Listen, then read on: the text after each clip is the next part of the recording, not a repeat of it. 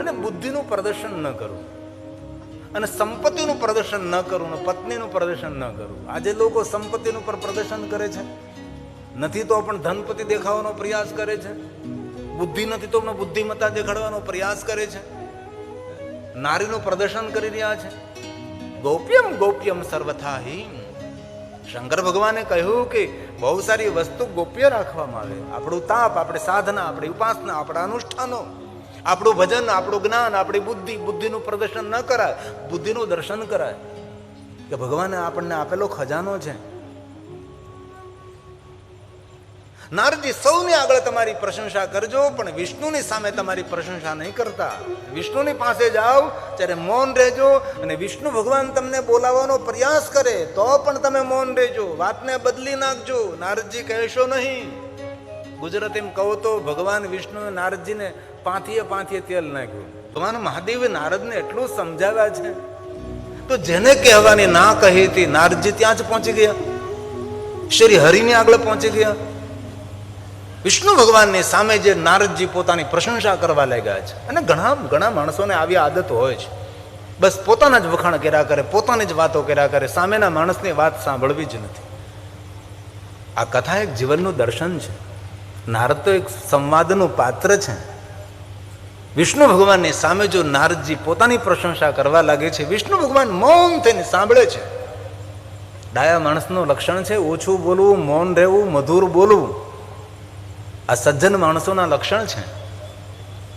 નારદજીએ પોતાનું બોલવાનું બંધ કર્યું, ત્યારબાદ વિષ્ણુ ભગવાન બોલ્યા. આ શ્લોક વિષ્ણુ ભગવાનના મુખમાંથી પ્રગટ થાય છે.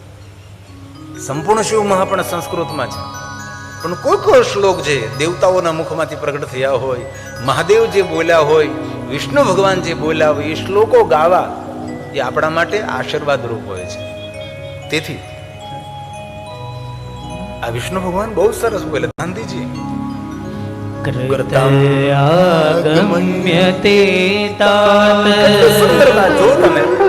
મહાદેવજીને જયારે નારદજી મળવા ગયા ત્યારે મહાદેવજી શું કહ્યું? હે તાત, હે નારદ. વિષ્ણુ ભગવાને નારદજીને શું કહ્યું? હે તાત. તાત શબ્દો કોઈ સામાન્ય શબ્દ નથી. અને એક વાત યાદ રાખે, કોઈ મોટું દાન કરે ને કોઈ કર્ણની ઉપમા ન આપે. ભૂત ભવિષ્ય કોઈ કર્ણ થઈ જ ન શકે. હા, થોડુંક દાન કરે તો કર્ણ નો અવતાર ને, રે ભાઈ એનું રૂવાડું આપણે ન બની શકીએ. શા માટે આવા શ્રેષ્ઠ પાત્રોને કોઈની સાથે જોડવા જોઈએ? નામ લેવા લાગે. ઠીક છે, દાતા છે, શ્રેષ્ઠ છે, વંદનીય છે, પ્રણમ્ય છે. વિષ્ણુ ભગવાને કહ્યું, હે તાત, મને આનંદ થયો, લેકિન આપનું આગમન આજ વૈકુંઠ લોકમાં થયું, પ્રસન્નતા વ્યક્ત કરું છું. વિષ્ણુ ભગવાન બહુ સરસ મધુર બોલ્યા છે. કૃત આગમ્યતે તાત કિમર્થ નિચાગત ધન્યસ્તવં મુનિ શાર્દુલ. હે મુનિ શાર્દુલ. શાર્દુલ શબ્દનો એક અર્થ થાય છે સિંહ, વાઘ, પણ અહીંયા એ અર્થમાં નથી લેવાનું. શાર્દુલ શબ્દનો અર્થ લેવાનો સામર્થવાન. ધન્યસ્તવમ મુનિ શાર્દુલ. હે મુનિ નારદ, આપ જેવા સામર્થવાન કોણ હોઈ શકે છે? આપ જેવા પવિત્ર સંતોનું દર્શન કરવાથી દુનિયાના દરેક તીર્થોની યાત્રાનું ફળ મળે છે. આ વિષ્ણુ ભગવાન બોલે છે. તીર્થોહમ તુ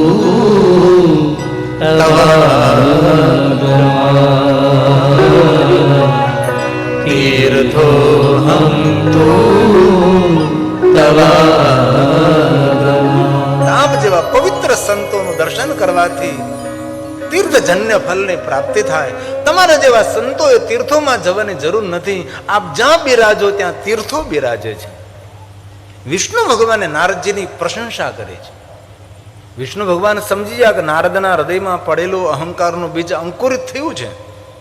હવે જો તેના અહંકારનું ખંડન કરીશ તો વાત દૂષિત બની જશે. તેના કરતા નારદના હિતમાં એ જ રહેલું છે કે નારદજીની પ્રશંસા કરો. વિષ્ણુ ભગવાને એકદમ ખુલ્લા મને નારદજીની પ્રશંસા કરી કે નારદજી, તમારા જેવું તપ કોણ કરી શકે? આપ જેવી સાધના કોણ કરી શકે? શિવ તુલ્ય બની ગયા, દેવતાઓ જયજયકાર કરે, ઋષિ મુનિઓ તમારો જયજયકાર કરે છે. નારદજી, આપની પ્રશંસા કરવા માટે મારી પાસે કોઈ શબ્દો નથી. ભગવાન વિષ્ણુએ નારદજીની ખૂબ પ્રશંસા કરી. અને હવે ઘટના એવી બની, નારદના મનમાં જે અહંકાર અંકુરિત થયો હતો એ અહંકારની વૃદ્ધિ થઈ છે. જો નંબર માણસની પ્રશંસા કરો ને તો વધારે 2 નંબર બની જશે, અને અભિમાની માણસની પ્રશંસા કરી તો વધારે અભિમાની બનવા લાગે છે. અને ક્યારેય આવા વ્યવહારમાં આવો માણસ તમને મળે, ખબર પડી જાય કે અભિમાની છે, પ્રશંસા કરો, ગયો. તેના અહંકારને તોડાય નહીં, આપણા માટે વિપત્તિ આવી પડે છે. અથવા જો પ્રશંસા કરતા ન આવડે તો મૌન રહો ને સાંભળી લો, અહંકારનું ખંડન ન કરે. અભિમાની માણસની પ્રશંસા કરવાથી તેનું અભિમાન વધે છે. અહીંયા ભગવાન વ્યાસજીએ કહ્યું પણ છે, વિષ્ણુ ભગવાનના મધુર શબ્દો સાંભળી વિષ્ણુ વાક્યમ મિતિ શ્રુત્વા, મધુર મધુર વિષ્ણુ ભગવાનના વચનો સાંભળી નારદો ગર્વિતો મુનિ, નારદના અભિમાનમાં વૃદ્ધિ થઈ છે. કેટલું સુંદર શબ્દ ચિત્ર છે. સંસ્કૃત કોઈ કઠિન ભાષા નથી, સરળ છે, પણ કોઈ શીખવા માટે તૈયાર નથી. અને હું તો રોજ ભગવાનને પ્રાર્થના કરું છું કે અમારા દેશની રાષ્ટ્રભાષા હિન્દી છે, આવતો સમય એવો આવે કે અમારા દેશની રાષ્ટ્રભાષા સંસ્કૃત બને. આપણી સંસ્કૃતિ એ સંસ્કૃતમાં છે, આપણા ધર્મગ્રંથોની ભાષા છે સંસ્કૃત. અને પૂરા વિશ્વમાં એક જ દેશ એવો છે ભારત, કે જે દેશની ધર્મગ્રંથોની જે ભાષા છે રાષ્ટ્રભાષા નથી. બાકીના કોઈ પણ દેશમાં આપ જાઓ, જરા જુઓ તેની હિસ્ટ્રી, જે દેશના ધર્મગ્રંથોની ભાષા છે તેની રાષ્ટ્રભાષા છે. આપણી પાસે નથી, પણ થશે.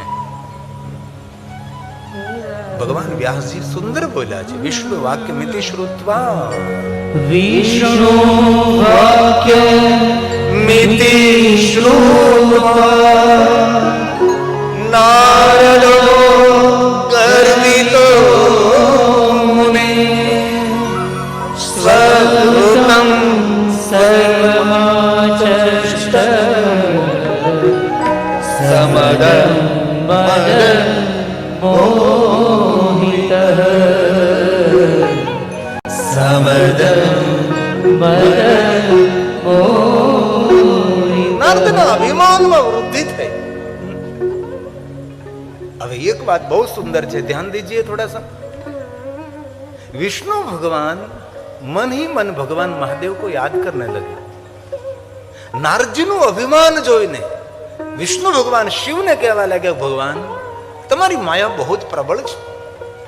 નારદજી જેવા પરમ વંદનીય મહાદેવ જેને તમે પણ પ્રણામ કરો છો, હું પણ જેમને પ્રણામ કરું છું, નારદજી કોઈ સામાન્ય સાધુ નથી. શિવની પાસે જજો, શંકર ભગવાન જેમનો આદર કરે, માન કરે, પ્રણામ કરે, હે तात પિતા તુલ્ય, સદગુરુ તુલ્ય, મૂર્ધન્ય વ્યક્તિ, પ્રાતકાલ યાદ કરને જૈસા વ્યક્તિત્વ, એ નારદ. નારદનું અભિમાન જોઈને ભગવાન સ્વયં વિષ્ણુ ભગવાન મહાદેવને કહેવા લાગે છે, ભગવાન આપની માયાથી અમારી રક્ષા કરજો. નારદ જેવા સંત જો અભિમાની બનતા હોય તો ભગવાન મારી રક્ષા કરજો. બીજાની ભૂલ જોઈને પોતાની ભૂલની સુધારી લેવી ને એ બુદ્ધિમત્તાનો વિષય છે. ઓલી કહેવત નથી ને, કોઈની ભૂલ શોધવામાં ભેજવું જોઈએ. અને આપણું તો એ જ કામ, લોકોની ભૂલ ક્યાં પડે છે, ક્યાં ભૂલ ત્યાં જઈને આપણે શોધી લઈએ. લોકોની ભૂલ શોધવામાં ભેજવું જોઈએ, પણ પોતાની ભૂલને સ્વીકારવામાં તો કલેજું જ હોય છે કે ભાઈ મેં આ ભૂલ કરી છે, હું ક્ષમા માગું છું. ક્ષમા માગવી એ પણ મર્દાનગી છે, ને ક્ષમા કોઈને આપવી એ પણ એના કરતા મર્દાનગી છે. કોઈ માણસે ભૂલ કરી છે, ક્ષમા કરી દેવાની. વીરોનું આભૂષણ છે ક્ષમા. વિષ્ણુ ભગવાને મહાદેવને યાદ કર્યા છે, મહાદેવજી મારી રક્ષા કરજો. અને એક વાત બહુ તમને દિલથી કહી શકો છો, શિવ મહાપડા ગ્રંથની અંદર ભગવાન વિષ્ણુએ મહાદેવનો મહિમા ખૂબ ગાયો છે. દરેક દેવતાઓને શિવ ભક્તિનું માર્ગદર્શન ભગવાન વિષ્ણુજીએ કર્યું છે. વિષ્ણુ ભગવાને વિશ્વકર્માજીને કહ્યું, વિશ્વકર્માજી મેં જેવી રીતે તમને માર્ગદર્શન કરું એ રીતે તમે શિવલિંગ નિર્માણ કરો. અને વિષ્ણુ ભગવાને જે પ્રમાણે માર્ગદર્શન કર્યું તે પ્રમાણે વિશ્વકર્માજીએ સુંદર સુંદર શિવલિંગો નિર્માણ કર્યા. અને વિષ્ણુ ભગવાને પોતાના કરકમલો દ્વારા દેવતાઓની યોગ્યતા અનુસાર શિવલિંગો આપ્યા છે. અને વિશ્વના દરેક દેવતાઓને શિવ ભક્તિનું માર્ગદર્શન કરનારા શ્રી હરિ ભગવાન વિષ્ણુ છે. અને વિષ્ણુ ભગવાન મહાદેવના પરમ ભક્ત છે. અને આ વિષ્ણુ ભગવાને શિવજીની સુંદર પ્રાર્થના કરી છે. મહાદેવને યાદ કર્યા છે, ભગવાન અમારી રક્ષા કરો. બહુ સુંદર બોલ્યા છે વિષ્ણુજી. એક એક શબ્દ, એક એક શ્લોક મહાદેવની પૂજા છે. અને બહુ દિલથી કહું છું, લૌકિક વાત, સંસારિક વાત શિવપુરાણમાં બહુ જ નહિવત સમજો. અને આ વ્યાસપીઠ ભગવાન વ્યાસે જે કહ્યું છે એ કહેવા માટેની પીઠ છે, નહીં કોઈ લૌકિક વાતો કરવા માટે, નહીં કોઈ સાંસારિક વાતો કરવા માટે. ઠીક છે, કોઈ ઉપદેશાત્મક કોઈ દ્રષ્ટાંત હોય, વસ્તુ અલગ છે. બાકી પુરાણને પકડી રાખવું પડે છે. આપણે શિવ મહાપણ કથા સાંભળવા માટે બેઠા છીએ. વિષ્ણુ ભગવાન બહુ સરસ બોલ્યા છે. વિષ્ણુ ભગવાનના મુખમાંથી પ્રગટ થયેલા શબ્દો છે. મહાદેવને કહે છે કે હે મહાદેવ, દેવ દેવ મહાદેવ, હે મહાદેવ, હે મહાદેવ, પ્રસિદ્ધ પરમેશ્વર, ધન્યસ્તવં શિવધન્યાતે, માયા સર્વ વિમોહિત, માયા સર્વ વિમોહિત. વિશેષ કરીને આપની માયા જગતને મોહિત કરે છે ભગવાન. અને મહાદેવની માયાનું નામ છે શાંભવી માયા. જે આંખ દ્વારા જોઈ ન શકાય, શબ્દો દ્વારા સમજી ન શકાય, એનું નામ છે શાંભવી માયા. એક મહાદેવની વિદ્યા પણ છે, જે વિદ્યાનું નામ છે શાંભવી વિદ્યા. ક્રિયા વિદ્યા, માંત્રિક વિદ્યા અને એક શાંભવી વિદ્યા છે, જે દ્રષ્ટિ માત્રથી સદગુરુ પોતાના શિષ્યને વિદ્યાનું દાન કરે છે. તે શાંભવી વિદ્યા છે. ભગવાન દ્વારકાધીશ ભગવાન કૃષ્ણજી ઉપમન્યુ ઋષિની પાસે ગયા હતા. ત્યારે ઉપમન્યુ ઋષિએ ભગવાન કૃષ્ણજીને ક્રિયા વિદ્યા, માંત્રિક વિદ્યા, પંચાક્ષરી વિદ્યા અને શાંભવી વિદ્યાનું દાન કર્યું હતું. શિવપુરાણ ગ્રંથની અંદર તેનું બહુ મોટું ચરિત્ર છે. અને દ્વારકાધીશને શિવ ભક્તિનું માર્ગદર્શન કરનારો ઉપમન્યુ ઋષિ છે. અને ઉપમન્યુ ઋષિ કોઈ સામાન્ય ઋષિ નથી. જેને મહાદેવની દ્રષ્ટિ માત્રથી સર્વ વિદ્યાઓ પ્રાપ્ત કરી, એ છે ઉપમન્યુ ઋષિ. જેમને શંકર ભગવાનનું સ્વયં દર્શન કર્યું હતું, એ ઉપમન્યુ ઋષિ છે. અને ભગવાન મહાદેવજી ઉપમન્યુ ઋષિને કહ્યું હતું, આપને સમાજની અંદર, આ દુનિયાની અંદર મોટું સન્માન મળશે. હવે સ્વયં દ્વારકાધીશ ભગવાન કૃષ્ણજી જેના ચરણોમાં બેસીને વિદ્યા પ્રાપ્ત કરતા હોય, મહાત્મા પુરાણને પૂછવા લાગે, સુત પુરાણજી વાત સમજણમાં નથી આવતી. નારદજીઓ પરમ તપસ્વી અભિમાન કરે, અહંકારની વાણી બોલે. મહાદેવ જેનો આદર કરે, વિષ્ણુ ભગવાન સ્વયં જેનો આદર કરે છે, એ નારદજી ભગવાનની માયાથી ભ્રમિત થયા. ધર્મક્ષેત્રે મહાક્ષેત્રે ગંગા કાલિંદે સંગમે પ્રયાગે પરમ પૂર્ણે બ્રહ્મલોકસ્ય વર્તમને. બ્રહ્મલોકના માર્ગ સ્વરૂપ પ્રયાગ તીર્થમાં મહર્ષિ ભગવાન વેદવ્યાસના સદ શિષ્ય સૂત પુરાણે જે કથા કહે છે, અને મહાત્માઓ જિજ્ઞાસા વ્યક્ત કરે છે કે અદ્ભુત કથા છે, અલૌકિક કથા છે. કથામાં રુચિ થવા લાગી છે. અને સૂત પુરાણે કહે છે, હે મહાભાગ્યવાન, શ્લોક શ્લોક મહાભાગ્યવાન, મહાભાગ્યવાન, હે સૂત, હે સૂત, મહાભાગ્યવાન. સૂત સૂત મહાદેવના ભક્ત છે. અને જેટલા જેટલા મહાદેવના ભક્ત છે, મહાભાગ્યવાન છે. અને તમે તો મહાદેવના ભક્ત પણ છો, અને મહર્ષિ ભગવાન વેદવ્યાસજીના શિષ્ય પણ છો. નમસ્કાર કરીએ છીએ. વ્યાસ શિષ્ય નમોસ્તુતે. ભગવાન મહર્ષિ વેદવ્યાસજીના શિષ્ય છો તમે, નમસ્કાર કરીએ છીએ. કોઈ તપસ્વી સદગુરુના શિષ્ય બનવું એ પણ ગૌરવની વાત છે. કોઈ પરમ પુરુષ, કોઈ મહાપુરુષ, કોઈ સાધુ પુરુષ જે પરમ તત્વને ઓળખી ગયો, પામી ગયો, એમના ચરણમાં રહેવું એ પણ જીવનનું ગૌરવ છે. અદ્ભુત કથા તમે સંભળાવો છો. અદ્ભુતેયં કથા વર્ણિત કૃપયા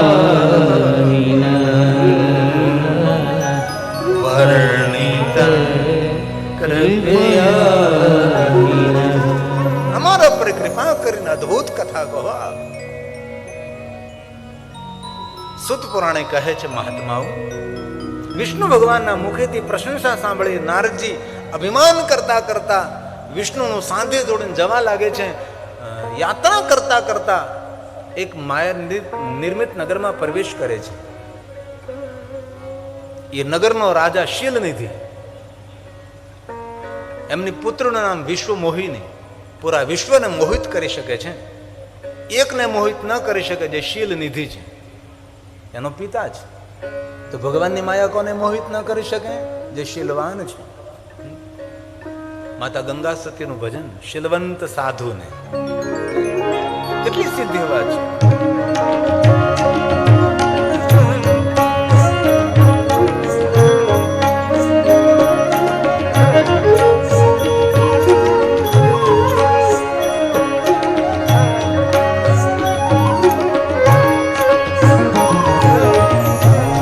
શીલવંત સાધુને વારે વારે નમીએ પાનવા, બદલે નહીં વર્તમાન.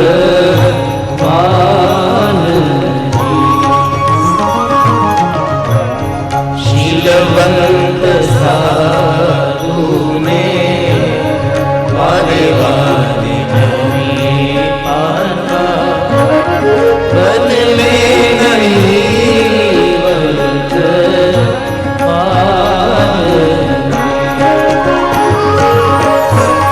ચિત્તની વૃત્તિ જેને સદા નિર્મળી, कुछ भी नहीं.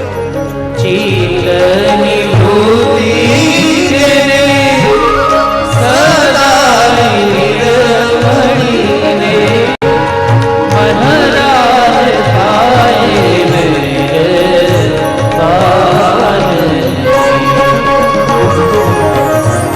શીલવંત સાધુને વારે વારે નમીએ પાનવા, બદલે નહીં વર્તમાન, બદલે નહીં વર્તમાન, બદલે નહીં વર્તમાન. નારદજી નગરમાં પ્રવેશ કરે છે, શીલનિધિને મળે છે. શીલનિધિ કહે છે, વિશ્વ મોહિની મારી પુત્રી છે, હસ્તરેખાઓ જોવે છે. નારદજી મોહિત બને, કારણ કે વિશ્વને મોહિત કરનારી વિશ્વ મોહિની છે, કોઈને છોડે નહીં. નારદજી મનમાં વિચાર કર્યો કે હસ્તરેખાઓમાં જે કાંઈ કહેલું છે ભગવાન વિષ્ણુની પાસે છે, વિષ્ણુ મને જો આપે તો આ કન્યા મળે. અને આ કથા તમે સૌએ વારંવાર સાંભળી છે, તેથી તેમાં બહુ વિસ્તાર કરવાની જરૂર નથી રહેતી. નારદજી ભગવાન વિષ્ણુની પાસે જાય છે. રૂપ આવું કેમ થયું? એ સમય ભગવાન મહાદેવે મોકલેલા પોતાના જ ગણો નારદની સુરક્ષા માટે, કારણ કે શિવજી સમજી ગયા હતા કે નારદને અભિમાન આવ્યું છે. સ્વયં શિવજીએ તેને મોકલ્યા હતા કે નારદજીની આસપાસ રહેજો, નારદજીનું ધ્યાન રાખજો. અને શિવગુણોએ કહ્યું કે નારદજી, અમે મહાદેવના ગણ છીએ, તેથી વિવેક તો ન ચૂકીએ અમે, પણ નારદજી વધારે તો તમને શું અમે કહીએ, પણ નારદજી આપનું મુખ જરા તલ્લી પશુ તલાવડીમાં જોવો, તમારું મુખ કેવું છે. આ શ્લોક મહાદેવના ગણો બોલ્યા છે. હે નારદ, હે નારદ મુનિ તમ્મિ. દેખો, શંકર ભગવાન પાસે જયારે નારદજી ગયા હતા, મહાદેવે શું કહ્યું? હે નારદ, હે તાત. વિષ્ણુ ભગવાન પાસે નારદજી ગયા તે નારદને વિષ્ણુ ભગવાને શું કહ્યું? તાત. અહીંયા મહાદેવના ગણો શું કહે છે? એ નારદ. કારણ કે નારદ વિચારોથી નીચા પડી ગયા છે. માણસ પોતાના જીવનથી નીચો નમી ગયો છે. અહીંયા તાત શબ્દ નથી, હે નારદ. શિવગુણો કહે છે, તાત નહીં. તાત નીકળી ગયું. હે નારદ, હે નારદ, હે નારદ મુનિ તમ્મિ, વૃથા મદન મોહિત. અપરાધ કરો છો, ખોટું અભિમાન કરો છો. જરા જો તમારું મુખ. તલ્લીપસુ સ્વમુખં પશ્ય. પશ્ય મતલબ દેખું. તલ્લી પશુ, તમારું મુખ જરા દેખો. કેવું છે મુખ? વાનર શ્રેય ગર્વિતા. વાનર શ્રેય ગર્વિતા. તમારું મુખ વાંદર જેવું છે. એ સમયે નારદને ક્રોધ આવે છે, શિવગણોને શ્રાપ આપે છે અને કહે છે તમે સાધુની હાંસી કરી છે, તમે બંને રાક્ષસ થશો. શિવના ગણોએ સ્વીકાર કર્યો છે. નારદજી ક્રોધ કરતા કરતા વિષ્ણુ ભગવાનની પાસે પહોંચી જાય છે. વિષ્ણુ ભગવાનનો હળાહળ અનાદર કરે છે. એવા અપમાનિત શબ્દોનો પ્રયોગ કરે છે કે શિવ મહાપડા ગ્રંથની અંદર આપણે જોયું તેમ કે નારદજી આવું બોલી શકે? વિષ્ણુ ભગવાન કોઈ પ્રત્યુત્તર નહીં, કોઈ જવાબ નહીં, કોઈ ઉત્તર નહીં, નિરુત્તર રહે, શાંત ચિત્તથી સાંભળ્યા કર્યા છે. જ્યારે અહીંયા પ્રયાગ તીર્થમાં શૈનકાદી મહાત્માઓ સુત પુરાણે કહે છે કે સુત પુરાણજી વાત બડી અટપટી છે. શિવજીની લીલા તો ધન્ય છે, પણ તેમની માયા પણ ઇતની પ્રબલ છે.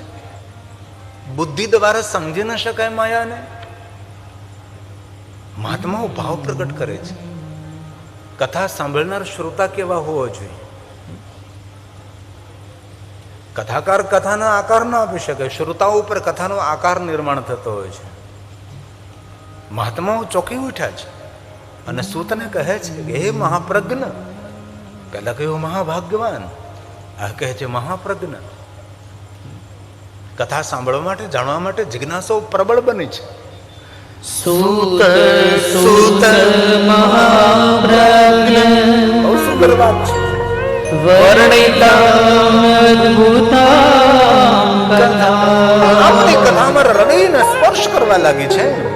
ધન્યાતુ શાંભવી માયા તદધીનં ચરાચરં. બુદ્ધિ દ્વારા સમજી ન શકાય પૂરા જગતમાં ફેલાયેલી વ્યાપેલી તદધીનં ચરાચરં. પૂરા જગતમાં વ્યાપેલી ફેલાયેલી માયા છે. હવે સાંભળવા જેવી વાત આવે છે. અટપટો ગ્રંથ છે, અઘરી વાત છે, કારણ કે વર્ષોથી સાસુઓના દ્રષ્ટાંતો સાંભળ્યા છે, સમાજની લૌકિક કથાઓ વાથાઓ કથાની અંદર સાંભળી છે, તેથી અઘરું તો લાગે છે. પણ જ્યાં સુધી સાચો સાંભળશો નહીં ત્યાં સુધી ખોટો સમજાશે કેવી રીતે તમને? હું પણ સમજી શકું છું. અમારે હમણાં જે રાજસ્થાનમાં મહામંડલેશ્વર કપિલ મુનિ મહારાજે કથાનું આયોજન કરેલું. કપિલ મુનિ મહારાજ અમારા મહાદેવગીરી બાપુ તમને જાણતા હશે, બહુ જ્ઞાની સંત, ભણેલા સંત. અને એ જે કનખલની પાઠશાળામાં ભણ્યા એ જ પાઠશાળામાં હું ભણવા જતો હતો. અમારું મળવાનું થયું ને એટલી ખુશી થઈ. રાજસ્થાનમાં જેમને કથાનું આયોજન કરેલું હતું અને એટલા બધા પરમ જ્ઞાની સંતો બધા આવેલા હતા. એમને બહુ સરસ વાત કરી કે ઘણા સમયથી શિવ મહાપણ કથા આયોજન કરવાની ઈચ્છા હતી, પણ અમે લોકો મહાત્માઓ એવા વક્તાને પસંદ કરીએ જે નાચગાનને હાસ્ય નહીં પણ કથાને પકડી રાખે અને ભગવાનની કથા સંભળાવે. મને એટલું ગૌરવ થયું. જે કપિલ મુનિ મહારાજ સંતોમાં જેનું માન સન્માન છે એવા મહાત્મા છે, જ્ઞાની છે, ભણેલા છે, વિદ્વાન પણ છે. અને સાધુ ભણેલો હોય તો સમાજને ઘણું બધું ભણાવી શકે, આપી શકે છે. અહીંયા દરેક મહાત્માઓએ જિજ્ઞાસા પ્રગટ કરી છે. તો સુતપૂર્ણજી, આ શિવની માયા કોને પ્રભાવિત ન કરી શકે? મહાદેવની શાંભવી માયા કોને સ્પર્શી ન શકે? એના ઉપર કઈ તમે બોલી શકો છો? હવે બહુ સરસ વાત કરી છે. શાંભવી માયા, મહાદેવની માયા કોને સ્પર્શી ન શકે અને શાંભવી માયામાંથી કોણ દૂર રહી શકે છે? બહુ સરસ જવાબ આપ્યો છે. દૂર શાંભવી માયા. બુદ્ધિ દ્વારા સમજી ન શકાય, આંખ દ્વારા જોઈ ન શકાય, દરેકને શાંભવી માયા પ્રભાવિત કરી શકે છે. પણ કોને શાંભવી માયા પ્રભાવિત ન કરી શકે? તેનો જવાબ છે दूर शांभवी माया सर्वेषां प्राणिनां દરેક પ્રાણીને પ્રભાવિત કરી શકે છે, પરંતુ ભક્તિ વિનર્મિતાત્માનં તયા સંમોયતે જગત તયા સંમોયતે જગત. આ જગતમાં મહાદેવની શાંભવી માયા એને જ મોહિત ન કરી શકે જે મહાદેવને સમર્પિત થયેલો છે, જે સંપૂર્ણ શિવજીની ભક્તિમાં ડૂબેલો છે, જેના રુધિરના કણ કણ મહાદેવને સમર્પિત થયા, જેના એક એક રૂવા શિવનું ભજન કરે છે, સંપૂર્ણ મહાદેવને જે સમર્પિત છે એને શાંભવી માયા ભ્રમિત ન કરી શકે. બાકી જે શિવથી જે દૂર છે એ જરૂર ભગવાનની માયાથી પ્રભાવિત બની શકે. ને આપણે બધા એ જ છીએ ને, પ્રભાવિત બનેલા, જે મારું નથી મારું કરીને બેઠા છીએ આપણે. જેનું તન, જેનું મન, જેનું જીવન શિવને સમર્પિત થયું છે એને મહાદેવની માયા ભ્રમિત ન કરી શકે. એવા અનેક સજ્જનો છે દુનિયામાં. ભલે અમારા જેવા કપડાં ન પહેર્યા હોય, સાધુ જેવા, કોઈ પણ વેશમાં હોઈ શકે છે. ભલે અમારા ભગવા રંગ ન પડ્યા હોય, પણ દુનિયામાં ઘણા એવા માણસો હોય છે સંસારમાં રહીને પણ સંસારની ઉપર જીવતા હોય છે. આવા ડાયા માણસો હોય છે. તેથી તન પણ મહાદેવને અર્પણ, મન પણ મહાદેવને અર્પણ, જીવન શિવને સમર્પિત અમારા સૌની સુંદર રચના છે.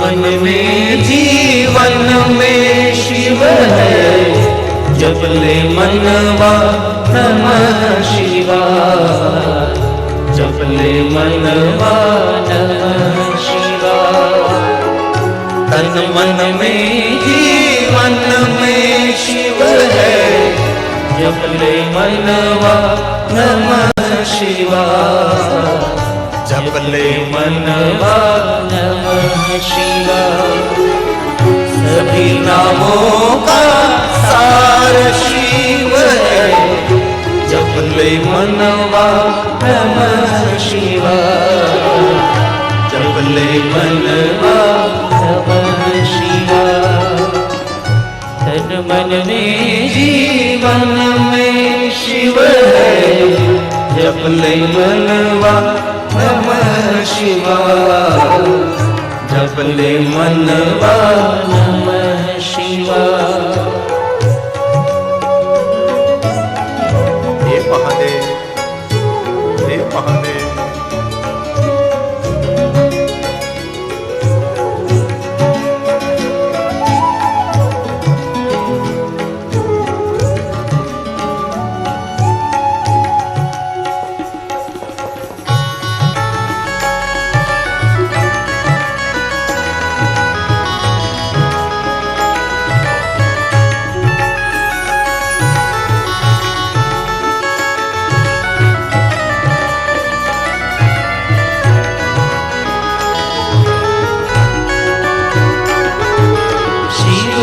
जटा से बहती गंगा भगीरथ जी का पूर्ण है गंगा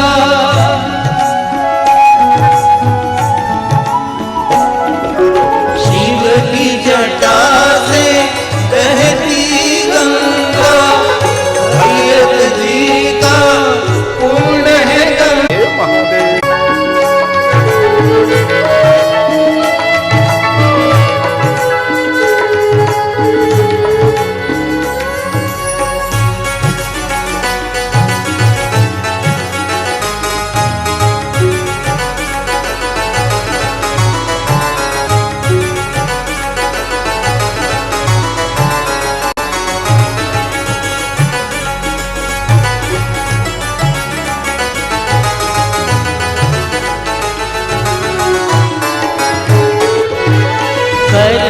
त्रिशूल और डमरूधारी अघोर रूप है मंगलकारी।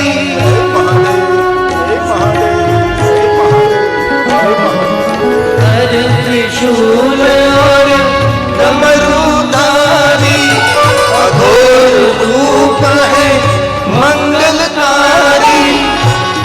कहे अविनाशी देवा जपले मनवा नमः शिवाय।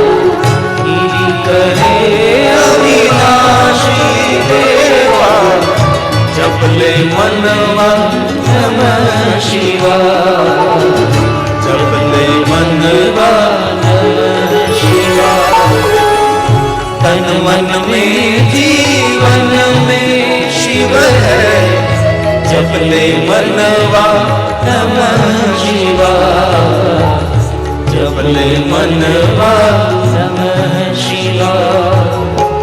सभी नामों का सार शिव है जपले मनवा नमः शिवाय। जपले मनवा नमः शिवाय। जपले मन